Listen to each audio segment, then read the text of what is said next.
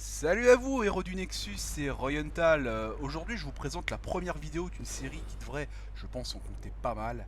Et où il y aura des tutos sur des persos, des guides, des stratégies, etc., etc. Des trucs bien cool que vous verrez au fur et à mesure. Et alors, pour cette première vidéo, on va s'intéresser à la base, tout simplement.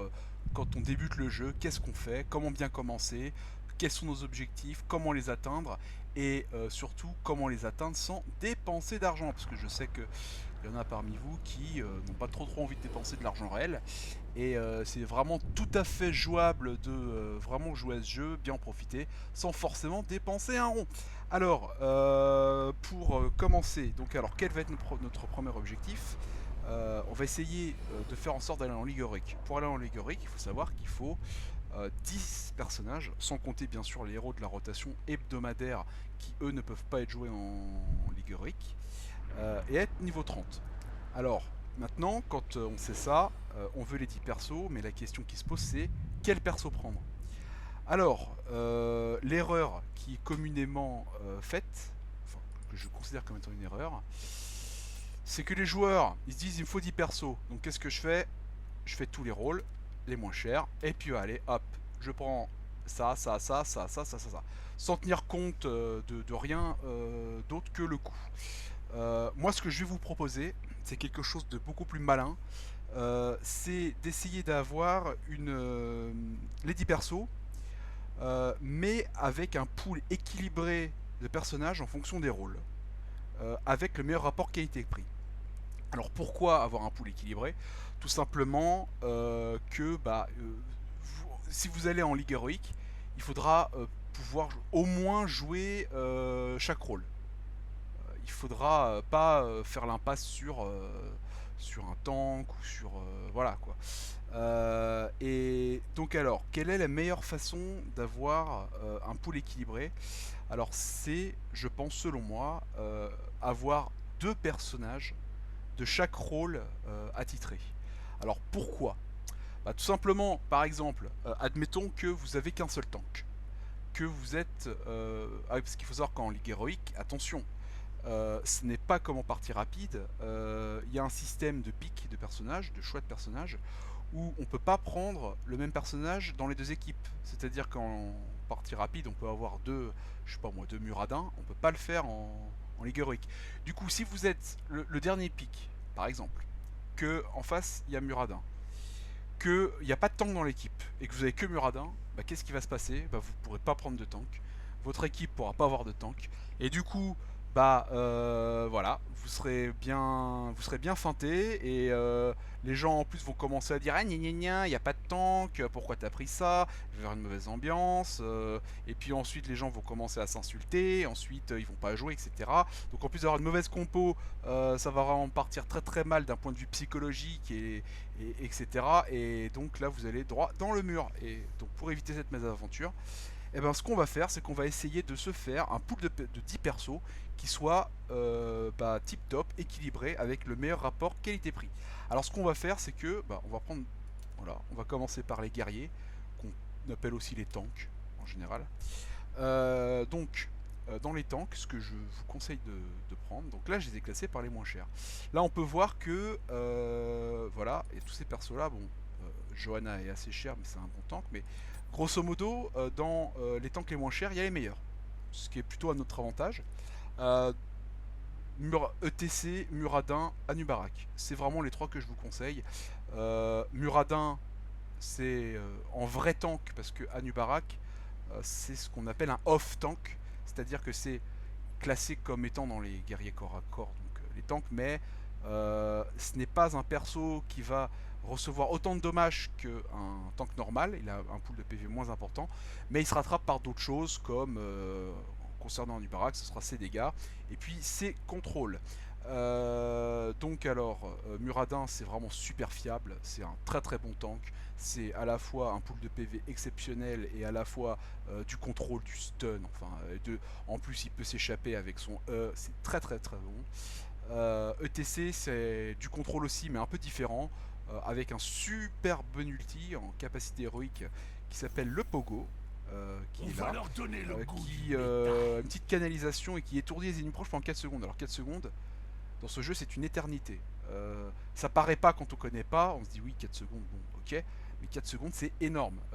En gros, vous vous mettez au milieu des joueurs, il y a une zone, et dans cette zone, tous les héros adverses sont immobilisés, sont étourdis pendant 4 secondes. Donc imaginez bien si toute l'équipe est étourdie pendant 4 secondes, votre équipe a le temps de complètement les tuer. Voilà pour les tanks. Anubarak, moi personnellement je prendrais Muradin Anubarak. Anubarak c'est très très fort même si c'était nerfé. Il y a peu là depuis le patch du boucher. Après, bon, ETC dans des compos avec des combos, ça peut aussi être très bon. Mais voilà, ça coûte 2000 pour ETC Muradin et un peu plus cher, c'est 4000 pour Anubarak. Je vous conseille pas Sonia parce que c'est Les nul, anciens veillent sur nous. Sonia, on pourra peut-être y revenir dans une vidéo où on explique un peu plus tous les persos. Enfin, plus une série de vidéos, je pense, parce qu'il y a vraiment de quoi dire. Mais en tout cas, voilà, c'est les 3 que je vous conseille. Maintenant, dans les assassins. Alors, les assassins, alors là, vous allez me dire, ah, 1, 2, 3, 4. 2 par catégorie, ça fait 8. Mais en fait, les assassins, on va les diviser en 2 catégories. Alors, on va prendre les assassins distance et les assassins corps à corps. Les assassins distance, alors, déjà, je vous conseille, c'est Vala. Je vous conseille même en tant que pur perso, peu importe la catégorie. Vala, c'est, je pense, le meilleur rapport qualité-prix du jeu. Parce qu'un perso qui coûte aussi peu cher, aussi fort, en plus, elle est en difficulté facile, et pour cause, elle est facile à jouer, elle fait énormément de dégâts, elle est très efficace, et elle coûte pas cher. C'est un perso qui sera très rarement décevant, enfin, qui sera normalement, si c'est joué correctement, ce sera jamais décevant. C'est un des meilleurs, vraiment un des meilleurs range, un des meilleurs assassins de distance, et pour débuter, c'est parfait.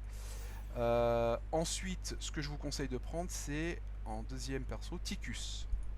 Pourquoi Ticus? Parce qu'il coûte 4000, et pour son prix, il est plutôt correct. Il est très très fort sur certaines maps, mais ça on y reviendra dans d'autres vidéos. Il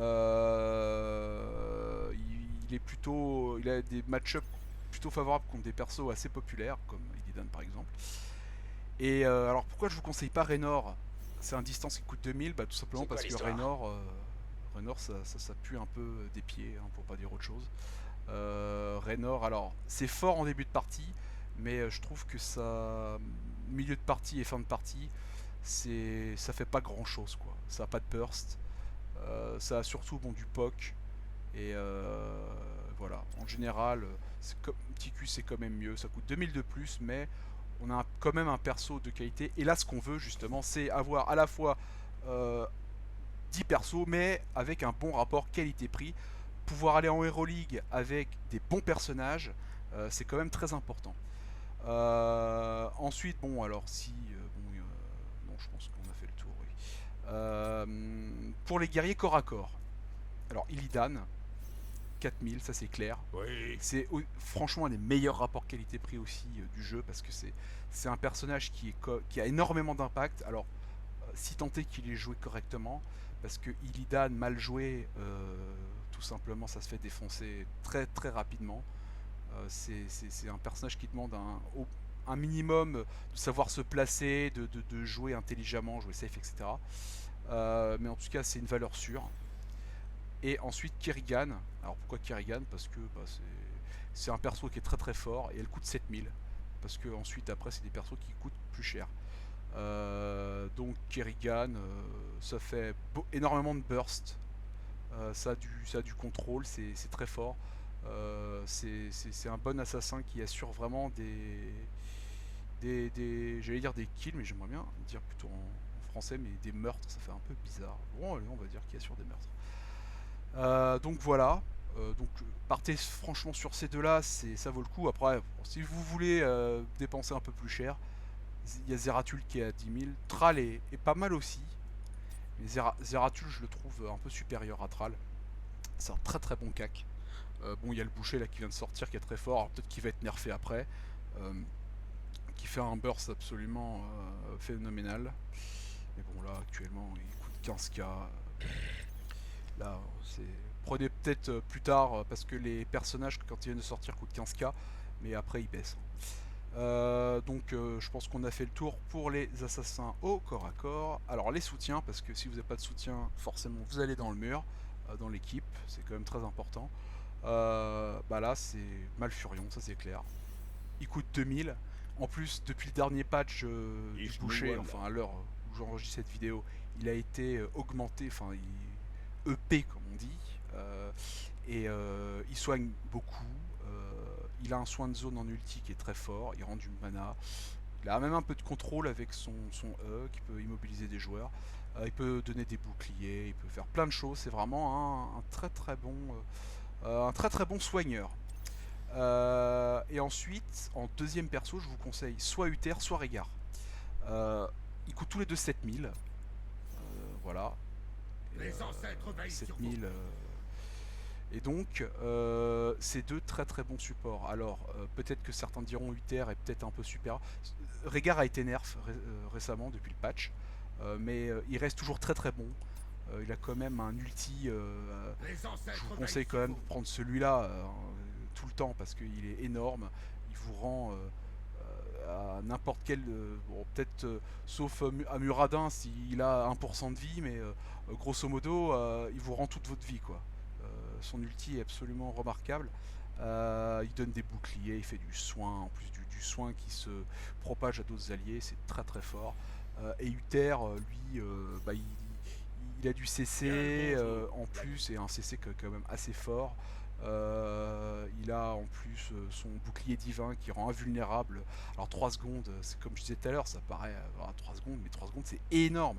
Dans un teamfight, 3 secondes, un perso qui est invulnérable qui se fait comme on dit focus, bah ça fait que tous les coups ne servent à rien, et en plus si c'est un personnage qui a un gros burst, en plus un gros burst de zone par exemple comme Kerrigan, bah, ça peut être absolument démentiel quoi. Donc partez sur ces deux là, l'un ou l'autre, franchement à la limite quitte à choisir faites-le avec celui où vous vous amusez le plus, hein, vous vous sentez le plus à l'aise. Voilà. Et puis bon, alors donc je pense que j'en ai parlé. Lily, je vous conseille pas du tout. Je sais pas si je crois pas que non, je pense pas que j'en ai parlé. Lily, je vous conseille pas du tout parce que c'est le perso en général. C'est pour ça qu'on voit beaucoup de Lily en Ligue Heroics parce que c'est tout simplement un support pas cher. Les gens ils veulent leur 10 persos, donc ils l'achètent automatiquement. En général, ils achètent Lily plus Malfurion. Mais du coup, si Malfurion est pris, ou alors tout simplement ils savent pas trop, ils se disent ouais Lily ça peut être pas mal. Mais en fait Lily c'est nul, tout simplement. Lily, elle a été en plus, elle était déjà nulle avant, elle a été nerfée, donc voilà, elle peut pas viser qui elle soigne. Moi je trouve qu'elle fait pas grand chose. Hein. Comparé à des persos comme Malfurion, Régard Uther, c'est voilà quoi, c'est pas génial. Bon ensuite il y a Luisel, bon ça c'est si vous voulez dépenser 3000 de plus, ça a été modifié récemment. Allez on peut dire ça a été un petit peu peut-être nerf. Quoique, enfin bon, je ferai peut-être une vidéo là-dessus, on va pas aborder ce sujet maintenant. Mais bon c'est très très fort, c'est un support qui est très très bon aussi, qui est assez top, mais il coûte 10 000 donc un peu plus cher. Ensuite en spécialiste alors. En spécialiste, bah, moi ce que je vous conseille, parce que alors là les spécialistes, c'est là du coup on va dépenser un peu plus, parce qu'il n'y a pas de spécialiste, voilà. Il y a Gazeux qui coûte 4000, mais Gazleux, je ne l'ai même pas acheté malgré tout l'ordre que j'ai. Gazleux je trouve qu'il fait pas, alors il fait pas grand chose. Oui certes il peut réussir à faire des camps assez facilement, voire même un boss à partir d'un certain niveau tout seul, mais mis à part ça, dans un teamfight il va pas vous apporter grand chose. En général, c'est. Alors, peut-être sur la nouvelle map, pour l'objectif, en plaçant des tourelles, à voir. Ça fait pas longtemps que c'est sorti, la nouvelle map, la Champ de l'Éternité, donc j'ai pas encore assez de recul pour vous dire. Peut-être qu'à la limite, ça pourrait s'envisager, mais de manière générale, c'est plus que borderline. Donc je vous conseille plutôt, moi, de partir sur Zagara, et Sylvanas, qui sont les deux meilleurs spécialistes. Alors, certains diront oui, Sylvanas, on peut la mettre même dans les ranges assassins, les assassins de distance, et ils ont tout à fait raison. D'ailleurs, en fonction du build C'est-à-dire des talents qu'on prend, on peut plus la spécialiser, push, donc spécialiste, ou plus la spécialiser spécialiste. Donc en fonction du build. C'est à la fois un super spécialiste et à la fois un super assassin. Alors, ça coûte 10 000, certes. J'essaye de faire La en dame sorte noire que ça veille coûte le sur moins cher possible. Et là, je vous propose un perso à 10 000. Qu'est-ce que c'est que ces conneries? Mais c'est parce que vraiment, si on a besoin de deux spécialistes, et on va dire deux spécialistes sûrs, parce que à Batture par exemple, il faut avoir une composition bien spécifique. Asmodad, ça coûte le même prix, donc autant prendre Sylvanas. Sylvanas, je pense que de manière générale, c'est plus polyvalent. Donc voilà, faut vraiment, Zagara, c'est super fort. C'est franchement, c'est le perso qui est le plus fort en laning seul. C'est le perso qui peut vraiment tenir le plus ses lanes. En 1v1, c'est juste infernal en début de partie de se taper une Zagara. Donc voilà, partez sur les deux. Donc avec les assassins, plus en jouer. Alors, pourquoi je vous ai fait vraiment une différenciation entre range et corps à corps? Parce que il faut quand même, dans une composition, c'est pas possible, enfin c'est pas que c'est pas possible, mais c'est juste que c'est très très déconseillé de prendre que une équipe de corps à corps, quoi. Si vous avez que du corps à corps et aucun range, bah, par exemple, imaginez un soldat avec une machette qui arrive en courant comme un dératé sur un autre soldat qui a un fusil.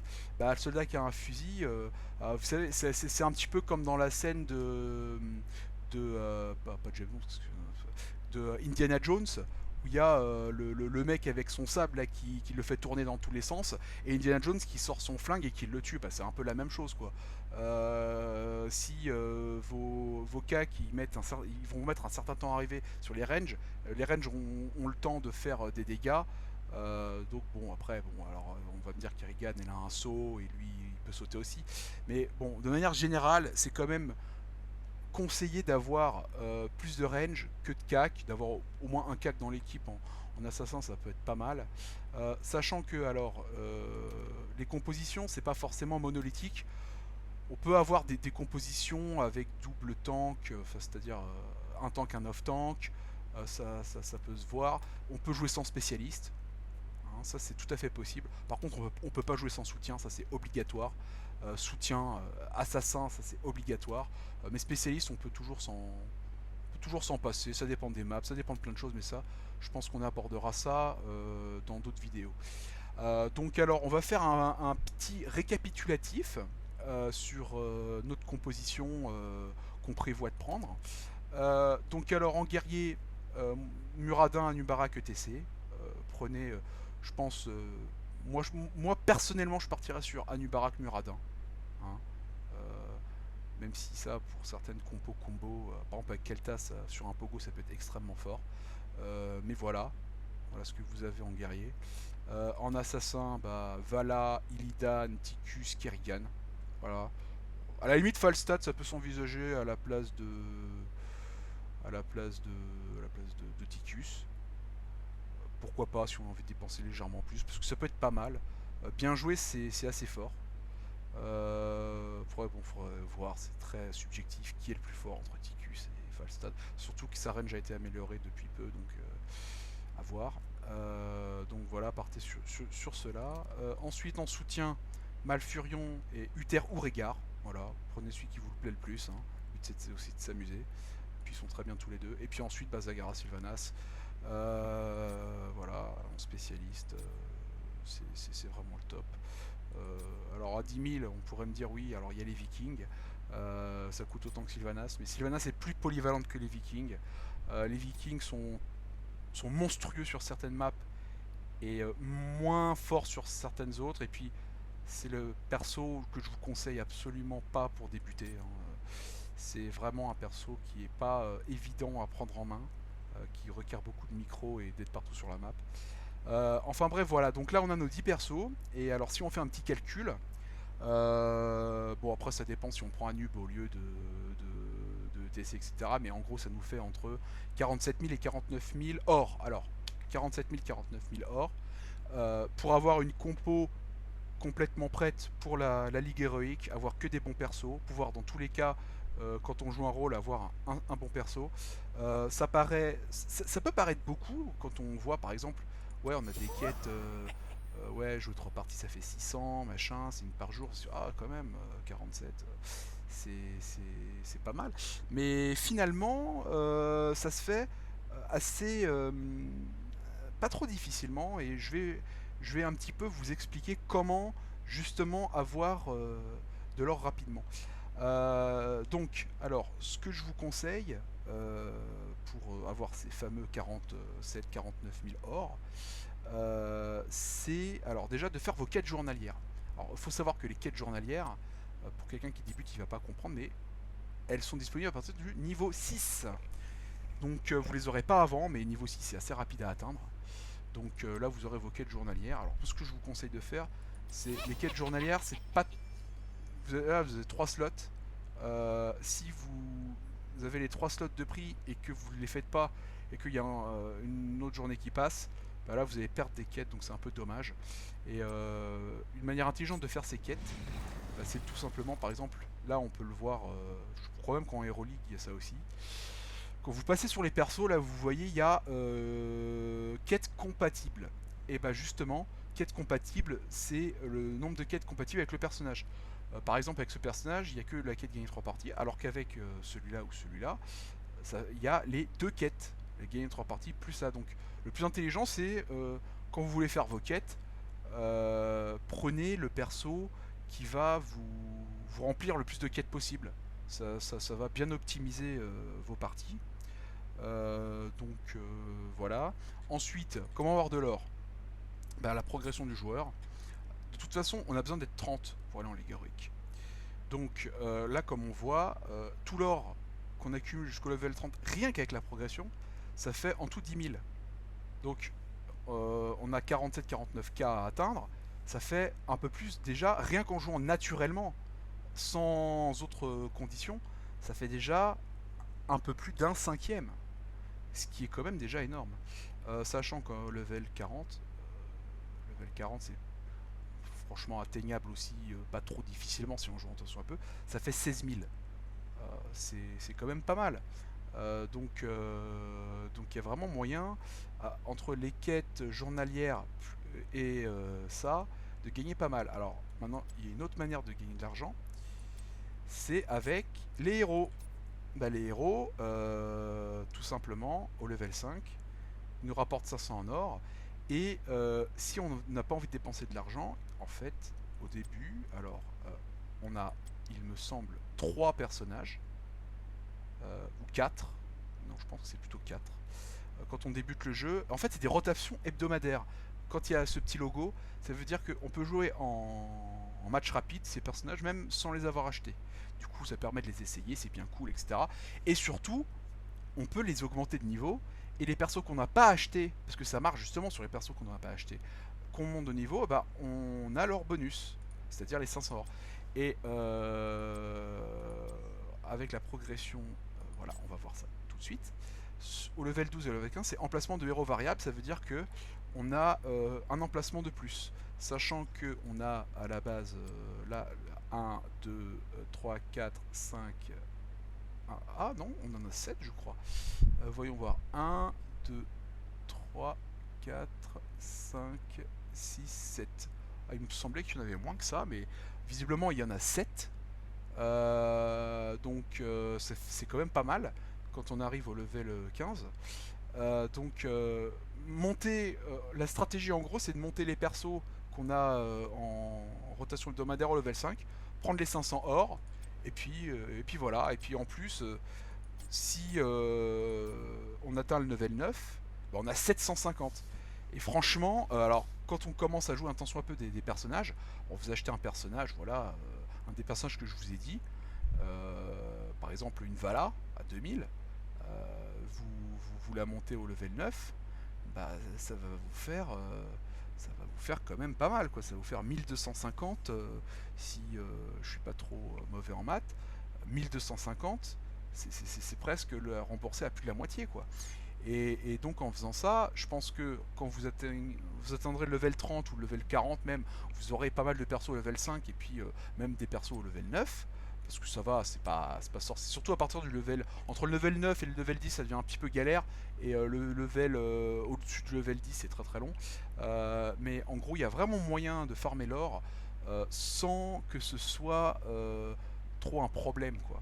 Et du coup, en faisant une petite simulation, par exemple, sur 3 semaines, admettons que, alors j'ai jamais fait gaffe si sur 3 semaines, il n'y avait aucun perso de la rotation qui n'était, enfin, qui soit en double. C'est-à-dire que par exemple, première semaine il y a Falstad et troisième semaine il y a Falstad, par exemple. Bon, mais admettons, en théorie, si en 3 semaines c'est que des persos différents, on les monte tous au level 5. Alors moi j'avais fait un petit calcul basé sur 18 persos parce que ça fait 3 fois 6 18, mais finalement on en a 7, donc ça fait 21 persos. Moi j'avais eu pour 18 persos, ça faisait 9000, donc pour 21 ça fait encore plus. Donc en 3 semaines, il y a plus de 10 k à faire rien qu'en montant un perso level 5. Enfin rien qu'un de chaque perso level 5.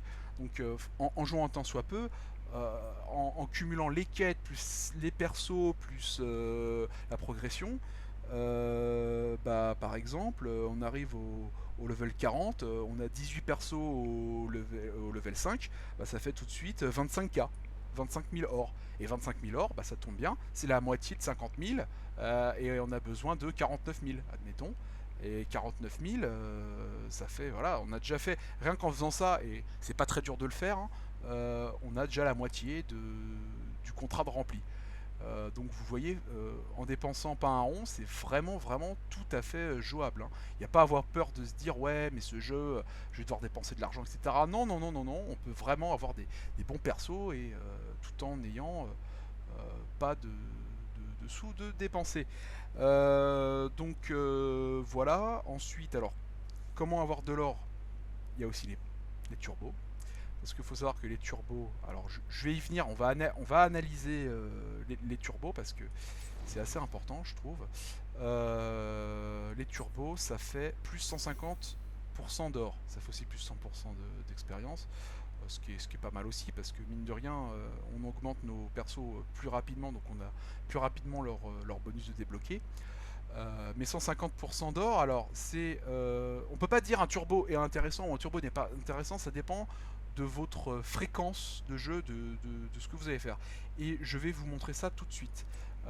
D'ailleurs, à savoir que quand on progresse, quand on arrive au level 10, alors ça c'est un conseil que je vous donne, ne passez pas à level 10 si dans les 7 jours après que vous ayez initialisé ce turbo, vous jouez pas. C'est complètement débile. Je sais pas, moi par exemple, on vient d'arriver level 10 et puis le lendemain on doit partir pendant une semaine à Tahiti. Bah, à moins qu'on joue à Heroes of the Storm pendant la semaine où on est à Tahiti, bah, c'est pas génial quoi, parce qu'on n'est pas à Tahiti pour jouer à Heroes of the Storm, on est plutôt là pour la plage ou que sais-je, et donc bon voilà quoi.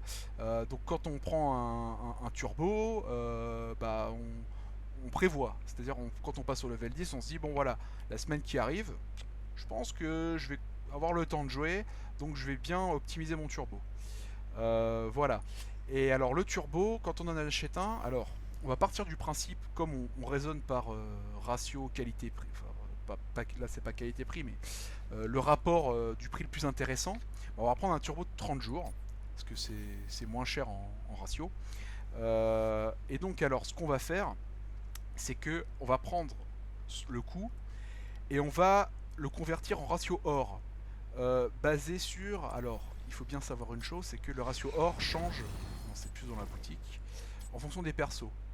Là on fait ça, là, les moins chers. Si on prend un perso qui coûte 2000, il coûte 4 euros. On va leur donner Donc le goût du métal. en argent c'est le double. Si on fait ce raisonnement là, 2000 ça fait 4 euros, c'est pas très intéressant. Alors que un perso qui coûte 10 000, elle est comme abatture, bah là c'est du 1 pour 1 quoi. Donc moi si vous voulez dépenser de l'argent, si vous pouvez, hein, surtout, parce que c'est pas forcément facile pour tout le monde, et ben ce que je vous conseillerais de faire, si vous voulez faire un mix, c'est de prendre en or tous les persos les moins chers et de prendre en argent réel les persos les plus chers quand ils sont en promo. Parce que quand ils sont en promo, bah vous voyez là, ça coûte 10 000. Comme il est à 50%, il est à 5 euros. Donc du coup, ça devient tout de suite beaucoup plus intéressant. Donc voilà. Alors, revenons sur le turbo parce que là, ça fait un peu de digression. Donc, alors, on va prendre donc le ratio de 10 000 égale 10 000 or égale 10 euros. Et voilà. Ça dure 30 jours. La question c'est à partir de combien de parties je peux considérer que c'est intéressant. Eh bien, donc si on fait ce ratio, ça fait que en gros il faut voir ce qu'on gagne en or par partie. En ligue héroïque ou en partie rapide, en gros, on gagne 20 or par partie. Et avec un bonus de 10 or si on gagne. Donc si on raisonne sur le long terme, on va plutôt pas partir de victoire-défaite, on va faire quelque chose de neutre. On va dire que toutes les parties, sur un ratio de 50%, on gagne sur le long terme 5 or. Donc en gros, par partie, on a 25 or. Si on prend donc les 150% de gain d'or, en gros, ça nous fait, sachant qu'une victoire c'est 75 or et une défaite 50, si on prend le turbo, en neutre ça fait 62,5. Donc en gros, sur le long terme, ça donne 37,5 or par partie. Donc, pour résumer, parce que là il y a beaucoup de chiffres, la chose à retenir c'est que sur le long terme, notre turbo va nous rapporter 37,5 or par partie, ce qui est quand même non négligeable. C'est quand même pas mal. Mais c'est pas mal, certes, mais à son prix, à partir de quand notre turbo devient intéressant? Et bien tout simplement, en faisant un petit calcul, en un mois, il faut faire 267 parties. Donc 267 parties, ça fait 9 parties par jour. Donc voilà. Maintenant, si vous pouvez faire 9 parties par jour, là vous rendez l'opération égale. Ça vous, en termes de ratio, c'est neutre. Et si voire en fait non, j'avais calculé 8, etc. Donc 9 parties par jour, ça commence même à devenir rentable. Donc si vous faites plus de 9 parties par jour en moyenne, là le turbo devient intéressant. Et puis surtout que il y a des choses qu'on peut que acheter avec l'or, ce sont les master skins. Si vous êtes un peu collectionneur, un petit peu comme moi, ça peut être intéressant pour acquérir les master skins si vous jouez beaucoup, de prendre des turbos. Voilà. Je pense qu'on a fait le tour pour les turbos. Alors, là, il y a le turbo, mais il y a aussi bonus semi-activé. Alors, bonus semi-activé, ça c'est quand vous jouez avec quelqu'un qui est dans votre liste d'amis, pas forcément un groupe, parce que par exemple, je sais pas. Voilà, quand on peut faire rechercher un groupe, on peut trouver des gens, mais c'est pas des amis, donc ça s'activera pas. Donc il faut que ce soit des gens de la liste, et puis bon, plus 50%. Donc moi je vous conseille, si vous pouvez, de toujours jouer avec un ami. Parce que ça vous fait plus 50% d'expérience, c'est toujours ça de prix. Donc c'est bien cool. Et d'ailleurs pour l'or, j'ai pas parlé d'un truc, mais en ce moment il y a l'événement spécial. Alors je sais pas pour combien de temps ça va durer et s'ils vont en faire d'autres, mais en gros ça fait tuer le gobelin train, ça vous donne plus 100 par jour. Ce qui est toujours ça de prix, parce que quand même au bout d'un mois ça fait quand même 3000 en or, hein, c'est pas rien. Ensuite alors, maintenant, bon je pense qu'on a plus ou moins fait le tour là-dessus. Il y en a qui vont être peut-être attirés par les packs.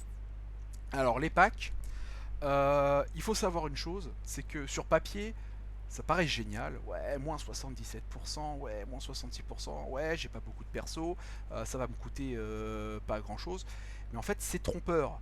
J'ai pas dit que c'était pas intéressant, j'ai dit que c'était trompeur. Je vais justement y venir, on va commencer par le pack à 77%. Le pack à 77% coûte 5 euros. Vous avez Raynor, Malfurion, Muradin et le Destrier de guerre. Si on prend le coup, ça c'est des persos qui coûtent 2000 chacun. Donc si on prend les packs juste pour avoir les persos et qu'on s'en fout complètement des montures, parce que cette monture on peut, en tout cas peut-être à un autre moment, je sais pas, mais a priori on peut pas l'acheter, donc on peut que l'avoir dans le pack. Mais si on s'en fout complètement des montures, qu'on veut juste les persos, bah ça fait des persos à 6000, donc 5 euros pour des persos à 6000, plus un turbo de 7 jours, parce qu'il y a le turbo de 7 jours qui est qu'on reçoit en bonus sur ce pack. Donc grosso modo, ça fait l'équivalent de 6000 or pour 5 euros, ce qui est déjà intéressant, parce que si on prend notre ratio de base, là c'est plus intéressant de les acheter dans le pack. Et en plus il y a plus 4 euros pour un turbo de 7 jours. Et mine de rien, le turbo de 7 jours, bah finalement, enfin je dis que c'était pas intéressant, mais en fait, parce qu'avant il n'y avait pas ce turbo de 7 jours. Maintenant qu'il y a le turbo de 7 jours, si c'est quand même intéressant, parce que tout de même, les 4 euros, ils sont déjà quasiment amortis dans le pack, donc c'est que, mais bon, le truc c'est que c'est un turbo de 7 jours, donc c'est pas le meilleur rapport prix-efficience, mais bon, en gros c'est quand même plutôt intéressant, voilà, on va pas passer une heure là-dessus. Donc maintenant le pack à 66, moins 66%. Alors là par contre effectivement moins 66%, euh, en fait c'est pareil que l'autre, ça dépend si vous en carrez complètement des montures et des skins. En gros, alors si vous voulez juste les héros, là vous en avez pour, donc j'ai fait le petit calcul, il y en a pour tous ces héros là 46 000 or. Voilà, pour tous ces persos. Sachant que ça coûte 40 euros, on est à un ratio qui reste intéressant. D'un point de vue purement voilà, ratio. Euh, Après, il y a les skins. Sachant que la licorne coûte 20 euros. Donc ça fait gonfler. Du coup, les skins plus les montures, ça fait gonfler le prix du pack. Et donc, du coup, bah forcément, comme ça fait gonfler le prix du pack, et qu'il le propose à 40 euros, bah, ça fait une réduction qu'on a l'impression mirobolante. Mais si vous voulez Pinazebro, je sais pas si on peut l'acheter, je crois pas qu'on puisse l'acheter en dehors du pack. Faudra vérifier, mais voilà. Mais en gros, si vous voulez juste les persos, bah notre gain en fait, de pourcentage de réduction, ça sera pas de 66%, hein, ce sera un ratio légèrement plus intéressant.